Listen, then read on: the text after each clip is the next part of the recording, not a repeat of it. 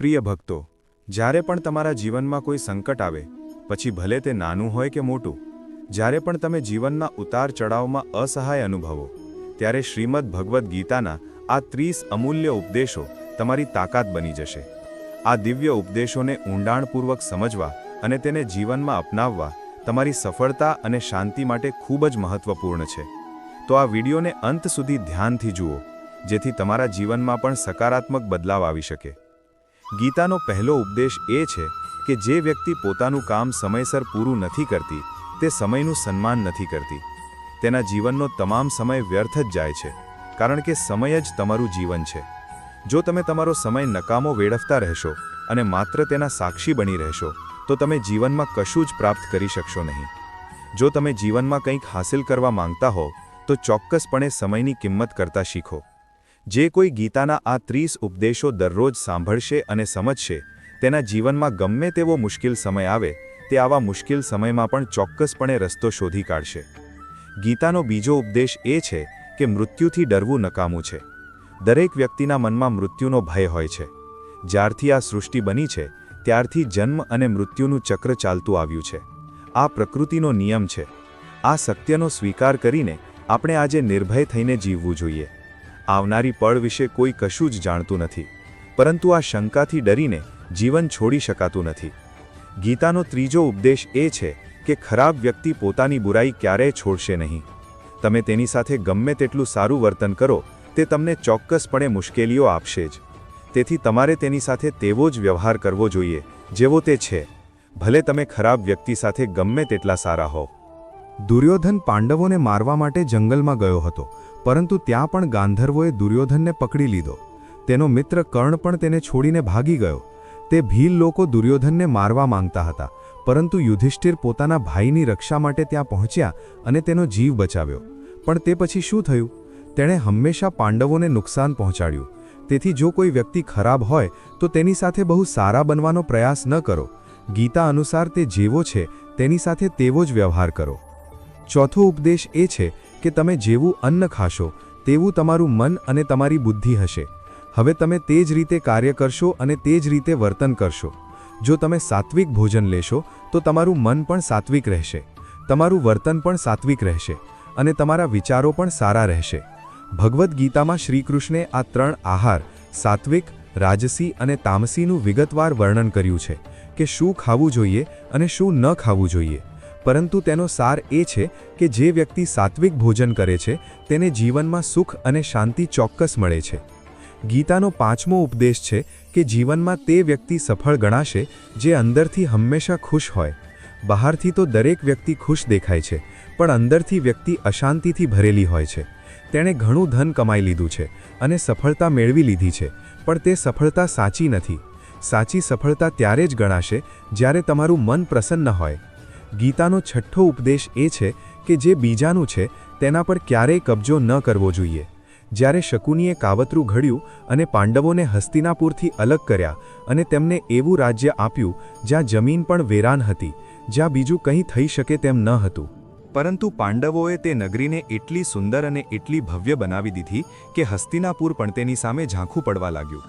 તેની ભવ્યતા અને સુખ જોઈને દુર્યોધન અંદરથી બળવા લાગ્યો અને તેથી જ તેણે અનેક ષડયંત્રો રચીને તેમની પાસેથી ખાંડવપ્રસ્થ પણ છીનવી લીધું અને જે વસ્તુ તેમની ન હતી તેના પર કબજો કરી લીધો. તેનું પરિણામ એ આવ્યું કે જે વસ્તુ તેમની પાસે હતી તે પણ તેમની પાસેથી છીનવાઈ ગઈ. જે તેમની પાસે હતું તે પણ તેણે ગુમાવવું પડ્યું.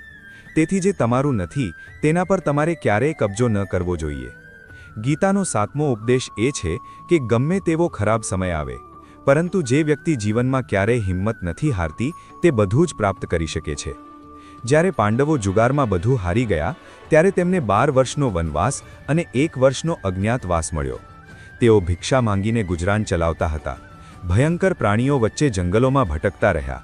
પરંતુ આટલા મુશ્કેલ સમયનો સામનો કર્યા પછી પણ અંતે તેઓ જીત્યા. તેમની સાથે આવું એટલા માટે થયું કારણ કે તેઓ ક્યારેય હિંમત હાર્યા નહીં. તેવી જ રીતે તમારા જીવનમાં ગમે તેવો મુશ્કેલ સમય આવે, પણ જો તમારી પાસે હિંમત હશે તો તમે ચોક્કસ જીતી જશો. ગીતાનો 8મો ઉપદેશ એ છે કે જીવનમાં લડાઈ ઝઘડાથી બચવું જોઈએ, પરંતુ જ્યારે વાત તમારા ચરિત્ર, સન્માન અને અધિકારની આવે ત્યારે તમારે લડવું પણ જોઈએ. અર્જુન પણ મહાભારતનું યુદ્ધ લડવા માંગતા ન હતા, કારણ કે તેમની સામે તેમના પોતાના લોકો ઊભા હતા. પરંતુ શ્રી કૃષ્ણે તેમને ઉપદેશ આપ્યો કે અહીં વાત લડાઈની નથી, વાત તમારા સન્માનની છે, તમારા ચરિત્રની છે, તમારા અધિકારોની છે. કૌરવો, જેમણે સભામાં દ્રૌપદીનું અપમાન કર્યું અને તેના ચીરહરણ કરવાનો પ્રયાસ કર્યો, તમારી સાથે આટલો મોટો અન્યાય કર્યો, તમારે તે ક્યારે સહન ન કરવું જોઈએ.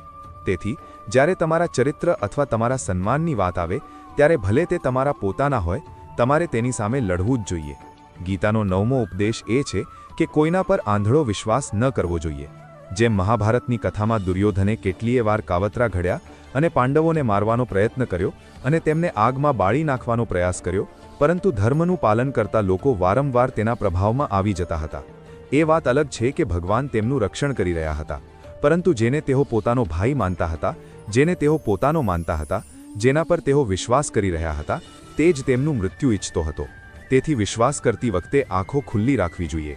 ગીતાનો 10મો ઉપદેશ એ છે કે જેમાં સત્ય અને ઈશ્વરની શક્તિ હોય છે, ભલે આખું જગત તેની વિરુદ્ધ થઈ જાય, પણ અંતે જીત તેની જ થાય છે.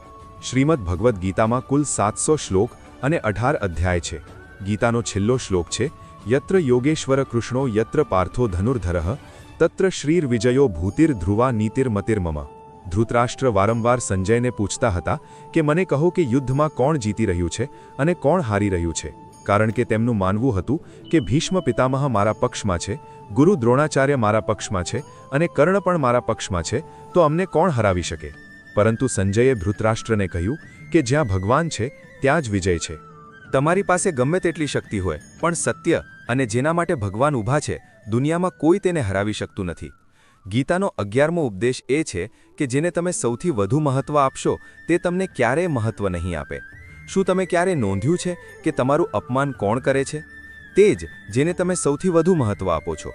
બીજાને માન આપવું સારી વાત છે, પરંતુ જો તમે બીજાને વધારે પડતું માન આપો તો તેમની નજરમાં તમારું સન્માન ખોવાઈ જાય છે. તેથી કોઈને ક્યારેય તમારું સર્વસ્વ ન બનાવો કે તમે જ મારા માટે બધું છો. જેવી તમે કોઈને તમારું સર્વસ્વ બનાવી લો છો તો તમારી પાસે કંઈ જ બચતું નથી. તેથી લોકોનું એટલું જ સન્માન કરવું જોઈએ જેટલું તેઓ પચાવી શકે. વધુ પડતું માન આપવાથી તમારું અપમાન જ થઈ શકે છે. ગીતાનો 12મો ઉપદેશ એ છે કે ક્યારેય કોઈ વસ્તુનો અતિરેક ન કરવો જોઈએ. કંઈ પણ વધારે પડતું ન કરો. કોઈને વધારે પ્રેમ ન કરો, કોઈને વધારે નફરત ન કરો. વધારે પડતું મીઠું પણ બગડી જાય છે, વધારે પડતું કડવું પણ બગડી જાય છે, વધારે પડતો આરામ પણ નુકસાન કરે છે. વધારે ખાવાથી તમે બીમાર પડી શકો છો, વધારે ભૂખ્યા રહેવાથી પણ નુકસાન થશે અને વધારે જાગવાથી પણ ઘણું નુકસાન થશે. તેથી જીવન સંતુલન સાથે જીવવું જોઈએ. જેવું તમે સંતુલન ગુમાવો છો, તમારા જીવનમાં કોઈ નાની કે મોટી દુર્ઘટના ઘટે છે. ગીતાનો 13મો ઉપદેશ એ છે કે દરેક કામને સમજદારીપૂર્વક કરવું એ જ યોગ છે. યોગઃ કર્મસુ કૌશલમ. ઘણા લોકો કામ કરે છે પણ તેમને કંઈ મળતું નથી. ઘણા લોકો કહે છે કે અમે ખૂબ મહેનત કરીએ છીએ તો પણ અમને જીવનમાં સફળતા નથી મળતી. પણ સત્ય એ છે કે માત્ર સખત મહેનત કરવાથી સફળતા નહીં મળે, પરંતુ યોગ્ય સમજ સાથે સાચી રીતે કામ કરવાથી જીવનમાં ચોક્કસ સફળતા મળશે. ગીતાનો 14મો ઉપદેશ એ છે કે જે થાય છે તે સારા માટે થાય છે, જે થઈ રહ્યું છે તે સારા માટે થઈ રહ્યું છે, અને ભવિષ્યમાં જે થશે તે પણ સારા માટે જ થશે. જો કે આ ખૂબ જ ઊંડી વાત છે. જીવનમાં કેટલીક બાબતો એવી હોય છે કે આપણને થાય છે કે મારી સાથે જ આવું કેમ થઈ રહ્યું છે? શું આ બધું મારી સાથે જ થવાનું હતું? પરંતુ જ્યારે તે સમય પસાર થઈ જાય છે ત્યારે એક દિવસ આપણે સમજીએ છીએ કે જો આ બધું આપણી સાથે ન થયું હોત તો આજે આપણે આ તબક્કે ન હોત. જો આ બધું મારી સાથે ન થયું હોત તો કદાચ આપણું જીવન વધુ બરબાદ થઈ ગયું હોત. તેથી જો આપણે સમજી લઈએ કે જીવનમાં જે કંઈ પણ થઈ રહ્યું છે તે બધું સારા માટે થઈ રહ્યું છે, તો આપણે જીવનમાં હંમેશા ખુશ રહીશું. ગીતાનો 15મો ઉપદેશ એ છે કે જે મુશ્કેલ સમયમાં તમારો સાથ આપે છે તે જ તમારો સાચો છે. બાકી બધા તો ઘણા લોકો છે જે તમારી નજીક હોવાનો ડોળ કરે છે. ઘણા લોકો છે જે મોટી મોટી વાતો કરે છે કે અમે તમને ખૂબ પ્રેમ કરીએ છીએ. ગમે તેટલું દુઃખ હોય, ગમે તેવી મુસીબત હોય, અમને યાદ કરજો. લોકો દુઃખ સહન કરવાની વાતો કરે છે. લોકો આવવા જવાની વાતો કરે છે. તેમને હાથ મિલાવતા બરાબર આવડતું નથી અને તેઓ દિલ મિલાવવાની વાતો કરે છે. જ્યારે તમારા જીવનમાં સાચી મુસીબત આવશે ત્યારે તમને સમજાશે કે કોણ તમને સાથ આપવા ઊભું છે અને કોણ ભાગી ગયું છે. કારણ કે તે સમયે બધા લોકો ભાગી જાય છે. કારણ કે લોકોને ખબર છે કે જો આ વ્યક્તિ આપણી પાસે આવશે તો તે આપણી પાસે માત્ર મદદ જ માંગશે અને તે આપણને કશું આપી શકશે નહીં.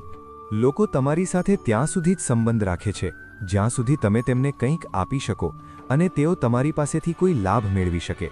પરંતુ જ્યારે લોકોને ખબર પડે છે કે તેમને તમારી પાસેથી કોઈ ફાયદો થવાનો નથી પણ તેમણે તમને મદદ કરવી પડશે ત્યારે તેઓ તમને દૂરથી જોઈને ભાગી જાય છે.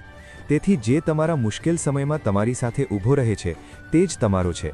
આ દુનિયામાં બાકીના લોકો પરાયા છે કારણ કે માત્ર કહેવાથી કોઈ તમારું નથી થઈ જતું. ગીતાનો 16મો ઉપદેશ એ છે કે તમે કોઈને મદદ કરો કે ન કરો પરંતુ તમારે ક્યારેય જાણી જોઈને કોઈને દુઃખ ન પહોંચાડવું જોઈએ. કારણ કે જ્યારે તમારા કારણે કોઈનું દિલ દુભાય છે ત્યારે યાદ રાખો કે તમને પણ તેટલું જ દર્દ થશે. તમને તમારો દિવસ ચોક્કસ મળશે. જ્યારે તમે કોઈને દુઃખ પહોંચાડો છો ત્યારે કદાચ તમને તેનો ખ્યાલ પણ નહીં આવે પરંતુ જ્યારે કોઈ તમને દુઃખ પહોંચાડે છે ત્યારે તમને સમજાય છે કે હૃદય પર લાગેલા ઘાનું દર્દ કેટલું હોય છે. તેથી તમે કોઈને મદદ કરો કે ન કરો તમારે ક્યારેય કોઈનું દિલ દુભાવવું ન જોઈએ. ગીતાનો 17મો ઉપદેશ એ છે કે જે વ્યક્તિ વાત-વાતમાં ગુસ્સે થાય છે તેના જીવનમાં ક્યારેય સુખ અને શાંતિ નથી હોતી. કારણ કે જે વ્યક્તિ ખૂબ ગુસ્સે થાય છે તેના બધા મિત્રો તેને છોડીને ચાલ્યા જાય છે. તે દુઃખમાં પણ જીવે છે. તે મુશ્કેલીઓમાં જીવે છે. વધુ પડતો ગુસ્સો કરવાથી તમારી પાસે જે છે તે પણ તમે ગુમાવી દેશો અને આવી વ્યક્તિને ક્યારેય શાંતિ મળવાની નથી. તેથી જો તમારે તમારા જીવનમાં શાંતિ જોઈતી હોય તો વાત-વાતમાં ગુસ્સે થવાનું બંધ કરો. ગીતાનો 18મો ઉપદેશ એ છે કે તમે સંસારમાં જેટલો મોહ પ્રેમ રાખશો તેટલું જ તમને જીવનમાં દુઃખ અને પીડાનો અનુભવ થશે. ગીતાનો 19મો ઉપદેશ એ છે કે જે તમારું છે તે તમારી સાથે રહેશે અને જે તમને નથી મળ્યું તે તમારું હતું જ નહીં. તમે કોઈ વસ્તુ માટે જેટલું વધારે રડશો તેટલી જ તે વસ્તુ તમારાથી દૂર જશે અને જે વસ્તુ ખરેખર તમારી છે તે ચોક્કસપણે ક્યાંક ને ક્યાંકથી તમારી પાસે પહોંચશે. તેથી જીવનમાં જે પ્રાપ્ત નથી થઈ રહ્યું તેના માટે રડવાનું અને જે પ્રાપ્ત નથી કર્યું તેનો અફસોસ કરવાનું બંધ કરવું જોઈએ. ગીતાનો 20મો ઉપદેશ એ છે કે જો તમારે જીવનમાં સુખ જોઈતું હોય તો મનની ગુલામી છોડી દો. ઘણા લોકો કહે છે કે અમારે ઘણું કરવું છે પણ અમે કંઈ કરી શકતા નથી. અમે બધું જાણીએ છીએ. અમારું જીવન સારું બનાવવા માટે અમે શું કરી શકીએ? કઈ વસ્તુ અમને નુકસાન કરી રહી છે છતાં અમે કંઈ કરી શકતા નથી. અમે બધું સમજીએ છીએ પણ સમજ્યા પછી અને ઈચ્છવા છતાં પણ અમે કંઈ કરી શકતા નથી. આવું એટલા માટે થાય છે કારણ કે તમે તમારા મનના ગુલામ બની ગયા છો. લોકો પોતાની જીભનો સ્વાદ પણ છોડી શકતા નથી. પછી તેઓ કહે છે કે અમે પાતળા નથી થઈ શકતા, ફિટ નથી થઈ શકતા, સફળતા નથી મળતી. કારણ કે તમે તે નથી કરી રહ્યા જે તમારે કરવું જોઈએ. તમારું મન બધું સમજ્યા પછી પણ તમને તે કરવા દેતું નથી. તેથી જો તમારે જીવનમાં આગળ વધવું હોય, વિકાસ કરવો હોય તો મન પ્રમાણે ચાલવાનું બંધ કરો. તમારે તે જ કરવું જોઈએ જે તમારા માટે યોગ્ય છે. ગીતાનો 21મો ઉપદેશ એ છે કે આળસુ વ્યક્તિ ક્યારેય કંઈ પણ પ્રાપ્ત કરી શકતી નથી. મોટાભાગના લોકો માત્ર પ્લાન બનાવતા રહે છે કે મારે મોટું ઘર જોઈએ છે, મારે મોટી ગાડી જોઈએ છે, મારે દુનિયા ફરવી છે, મારે આ જોઈએ છે, મારે તે જોઈએ છે. બધા આવું વિચારે છે પણ તેના પર મહેનત નથી કરતા. તેઓ તેમનું કામ નથી કરતા કારણ કે ઈચ્છા કરવી ખૂબ સરળ છે પણ તેના માટે કામ કરતા રહેવું ખૂબ મુશ્કેલ છે. દરેક વ્યક્તિ ઈચ્છે છે કે તેનું શરીર ફિટ રહે પણ તેના માટે કસરત કરવી જરૂરી છે. તે તમારે જ કરવી પડશે. જો કોઈ વ્યક્તિ આળસુ થઈને બેસી રહે તો તેને ન તો સારું શરીર મળે છે કે ન તો સારું જીવન. તેથી જો તમે જીવનમાં કંઈક હાંસિલ કરવા માંગતા હોવ તો તમારા જીવનમાંથી આળસને દૂર કરો. આળસના કારણે તમને કંઈ મળશે નહીં પરંતુ તમારી પાસે જે છે તે પણ તમે ગુમાવશો. ગીતાનો 22મો ઉપદેશ એ છે કે તમારી જાતને એવી કોઈ ખરાબ આદતમાં ન પડવા દો જે તમારું જીવન બરબાદ કરી શકે. આ મહાભારતનું યુદ્ધ ક્યાંક ને ક્યાંક જુગારની આદતનું જ કારણ છે. આખી રમત ત્યાંથી જ શરૂ થઈ હતી. જુગારનું એવું વ્યસન ત્યાંથી શરૂ થયું કે યુધિષ્ઠિરે પોતાના ભાઈઓને દાવ પર લગાવી દીધા, પોતાની પત્નીને દાવ પર લગાવી દીધી. જુગારનું વ્યસન એટલું હતું કે તે બધું હારી ગયા.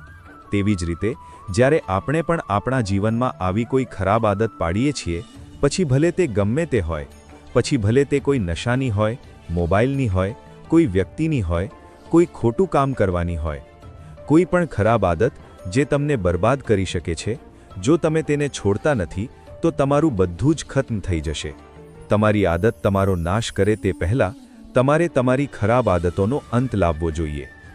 ગીતાનો 23મો ઉપદેશ આ છે: જો માણસ પોતાની રક્ષા ન કરી શકે તો ભગવાન પણ તેની રક્ષા કરી શકતા નથી.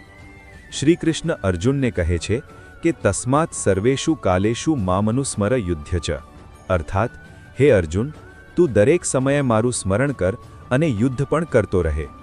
તો અર્જુને શ્રીકૃષ્ણને પૂછ્યું કે આ યુદ્ધ તો થોડા દિવસોમાં પૂરું થઈ જશે, પણ તમે કહી રહ્યા છો કે હંમેશા મને યાદ કરતો રહે અને હંમેશા યુદ્ધ કરતો રહે.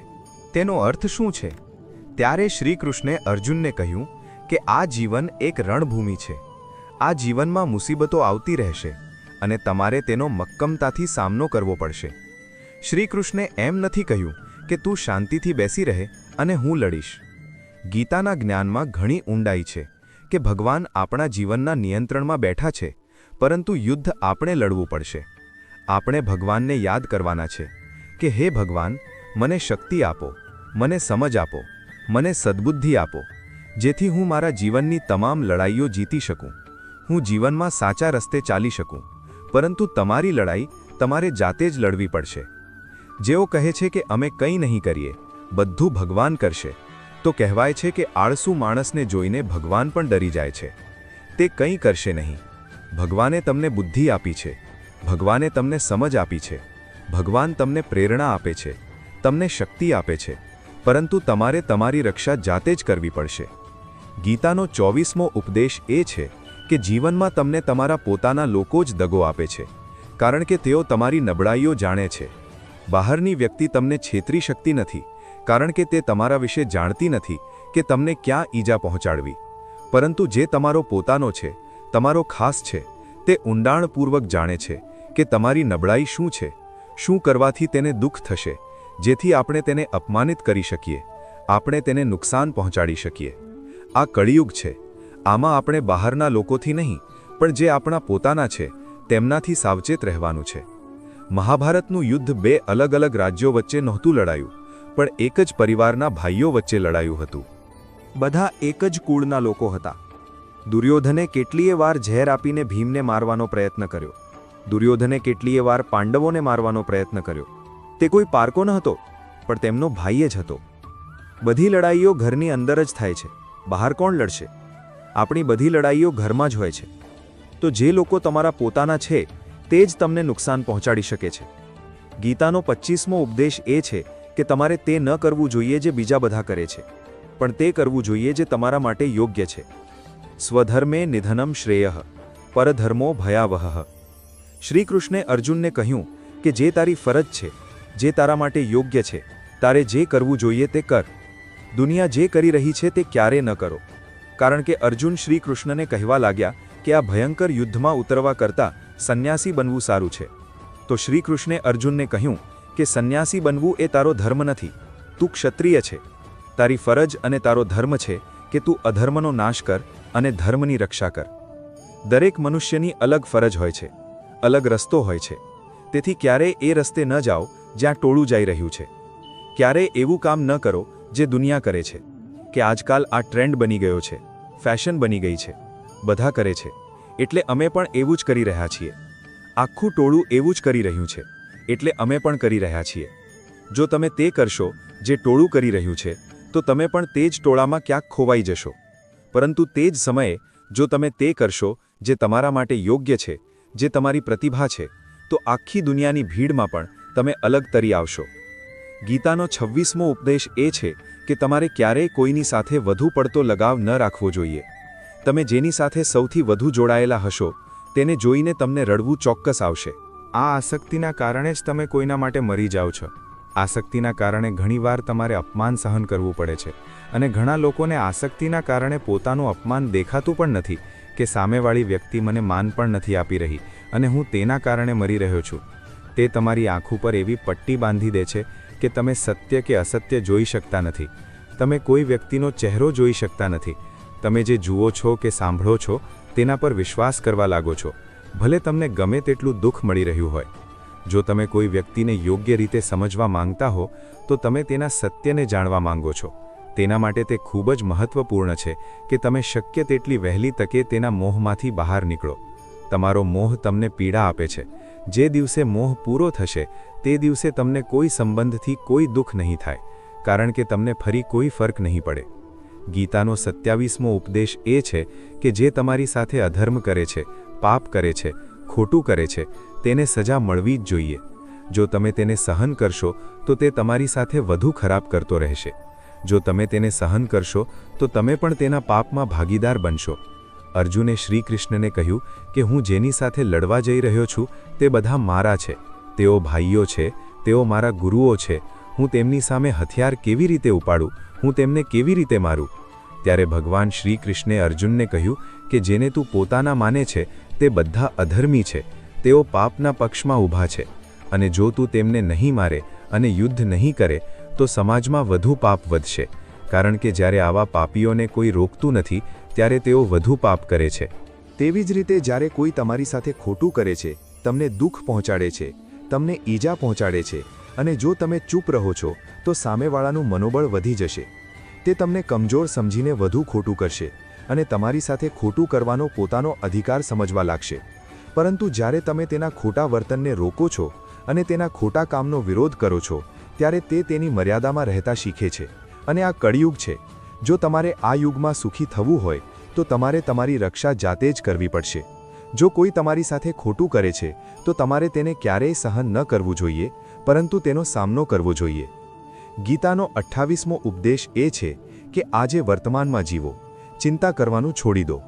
જે કોઈ પોતાના ભૂતકાળમાં કે ભવિષ્યમાં ખોવાયેલો રહે છે તે જીવનમાં ક્યારેય ખુશ રહી શકતો નથી. તમને જીવનમાં સુખ ત્યારે જ મળી શકે છે જ્યારે તમે વર્તમાનમાં જીવી શકો અને આજની ખુશી જીવી શકો. ગઈકાલ અને આવતીકાલનું કોઈ વાસ્તવિક અસ્તિત્વ નથી. તેઓ માત્ર તમારા મન અને તમારા વિચારોમાં અસ્તિત્વ ધરાવે છે. તમે તેને ફક્ત તમારા મનની અંદર અને તમારી બુદ્ધિની અંદર જીવો છો. તેમાં એટલી વાસ્તવિકતા નથી હોતી. પરંતુ જેના દ્વારા તમે વાસ્તવિકતામાં જીવો છો તે તમારું આજ છે, તે તમારી ચાલુ પળ છે. જો તમે તમારા મન અને બુદ્ધિને ભૂતકાળ અને ભવિષ્યમાં અટકાવી રાખશો તો યાદ રાખો કે તમે ક્યારેય ખુશ નહીં રહી શકો. અને જો તમારે જીવનમાં ખુશ રહેવું હોય તો આજે અને આ પળમાં જીવતા શીખો. ગીતાનો 29મો ઉપદેશ એ છે કે તમારા બધા દુઃખોનું કારણ કોઈને પોતાનું માનવું છે.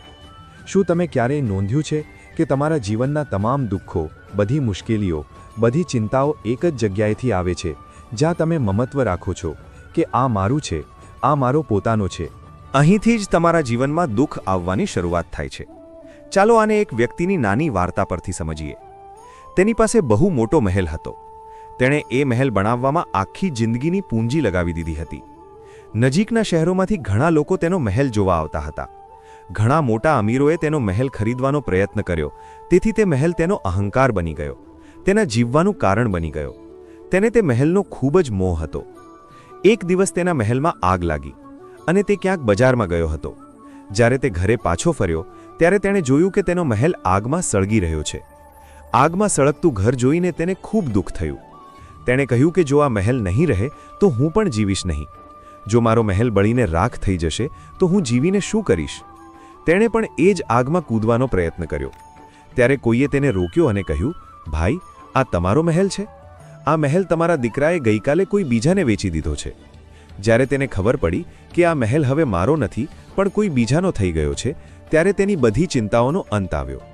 જેવી રીતે બીજા લોકો તે સળગતા મહેલનો તમાશો જોઈ રહ્યા હતા તે જ સમયે તે પણ ઊભો રહી ગયો. તેનો પુત્ર આવ્યો.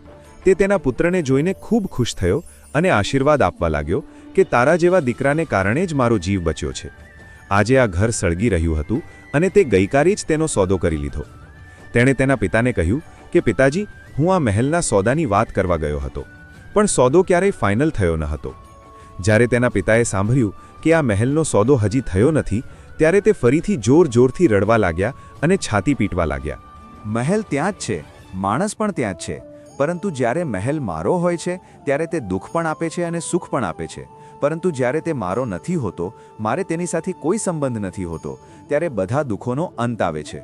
તેવી જ રીતે જીવનમાં જ્યારે આપણે કોઈ વ્યક્તિ, કોઈ સંબંધ, કોઈ કામને આપણું માની લઈએ છીએ ત્યારે ત્યાંથી જ બધા દુઃખો શરૂ થાય છે. દરેક મુસીબત ત્યાંથી શરૂ થાય છે.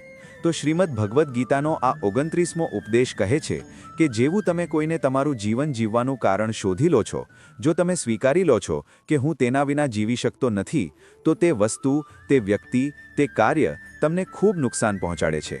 મિત્રો, ઉપદેશ પર જતા પહેલા તમને વિનંતી છે કે જો તમે આ વિડીયોમાંથી કંઈક શીખી રહ્યા હોવ તો આ વિડીયોને લાઇક કરો અને આ ચેનલને સબસ્ક્રાઇબ કરો. તો ચાલો આગળ વધીએ. ગીતાનો 30મો ઉપદેશ છે અવશ્યમેવ ભોક્તવ્યમ કૃતમ કર્મ શુભાશુભમ. તેનો અર્થ એ છે કે તમે જે પણ કર્મ કર્યું છે તેનું ફળ તમારે ભોગવવું જ પડશે. જો તમે સારા કર્મો કર્યા છે તો જાણે અજાણે કોઈ મુશ્કેલ સમયે તે સારા કર્મો તમને તે મુશ્કેલ સમયમાંથી બચાવશે. જો તમે ખોટા કર્મો કર્યા છે, જો તમે પાપ કર્યું છે, તો તમને તેની સજા ચોક્કસ મળશે. માણસ ગમે તેટલી ગુપ્ત રીતે કામ કરે, ગમે તેટલી હોશિયારીથી કામ કરે, પણ કહેવાય છે કે ઈશ્વરની ચારે બાજુ કેમેરા લાગેલા છે. તે પ્રકૃતિ, તે ઈશ્વર આપણા દરેક કાર્ય પર નજર રાખે છે. આપણા દરેક પગલાંનો હિસાબ હોય છે. અમે આ એક વાર્તા સાથે સમજાવીએ છીએ. એક ગામમાં બે મિત્રો હતા અને બંનેને લાગ્યું કે અમે આ ગામમાં પૈસા કમાઈ શકતા નથી.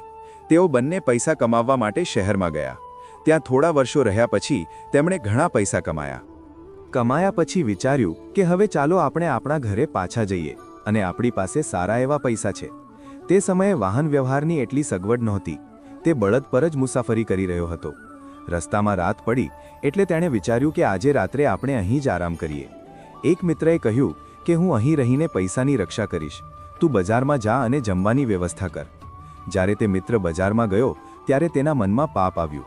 તેણે વિચાર્યું કે આપણે આટલા પૈસા કમાઈ લીધા છે, જો હું તેને અહીં જંગલમાં મારી નાખું તો બધા પૈસા મારા થઈ જશે, નહીંતર મારે તેને અડધો ભાગ આપવો પડશે. મનમાં આ દુષ્ટ ભાવનાને કારણે તેણે મિત્રના ભોજનમાં ઝેર ભેળવી દીધું અને જ્યારે તે ભોજન લઈને તેના મિત્ર પાસે ગયો ત્યારે ઝેરી ખોરાક ખાઈને તેનો મિત્ર ત્યાં જ મૃત્યુ પામ્યો. તે વ્યક્તિ બધા પૈસા લઈને પોતાના ઘરે પાછો ફર્યો. પછી તેના ઘરે દીકરાનો જન્મ થયો. જ્યારે તેનો પુત્ર જન્મ્યો ત્યારે તે ખૂબ જ બીમાર હતો.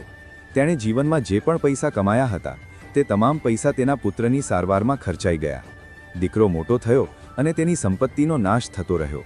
જ્યારે તેનો પુત્ર થોડો મોટો થયો ત્યારે તેના પિતાએ પૂછ્યું, બેટા, તું કેમ આટલો બીમાર રહે છે? તું સાજો કેમ નથી થતો? મેં મારું બધું જ તારામાં લગાવી દીધું છે, તો પણ તારી તબિયત સારી નથી રહેતી. તો તેના પુત્રએ કહ્યું, કોનો દીકરો અને કોનો બાપ? હું તારો એ જ મિત્ર છું જેને તે જંગલમાં ઝેર આપીને મારી નાખ્યો હતો. હું મારો હિસાબ ચૂકતે કરવા તારા ઘરે તારા દીકરા તરીકે આવ્યો છું. હવે મારો હિસાબ તારી બરાબર થઈ ગયો છે. હવે મારું જીવન અહીં પૂરું થાય છે. તો ગીતાના ઉપદેશો આપણને આ શીખવે છે. માણસ પોતાને ગમે તેટલો હોશિયાર કે ચતુર માને, પણ જો તેણે કોઈ ખોટું કામ કર્યું હોય તો આજે હોય કે કાલે તેણે તેના કર્મનું ફળ ભોગવવું જ પડે છે. કોઈ પણ વ્યક્તિ પોતે કરેલા કર્મ ભોગવ્યા વિના ક્યારેય જીવી શકતી નથી. આ ચૂકી ન શકાય મિત્રો. જો તમે આ વિડીયોમાંથી કંઈક શીખ્યા હોવ તો કૃપા કરીને આ વિડીયોને લાઇક કરો અને કમેન્ટમાં જય શ્રી રાધે કૃષ્ણ લખો. અને જો તમે આ ચેનલ પર નવા હો તો ચેનલને સબસ્ક્રાઇબ કરો અને નોટિફિકેશન બેલ આઇકનને ઓલ પર સિલેક્ટ કરો. વિડીયો અંત સુધી જોવા માટે તમારો ખૂબ ખૂબ આભાર. જય શ્રી કૃષ્ણ. ધન્યવાદ.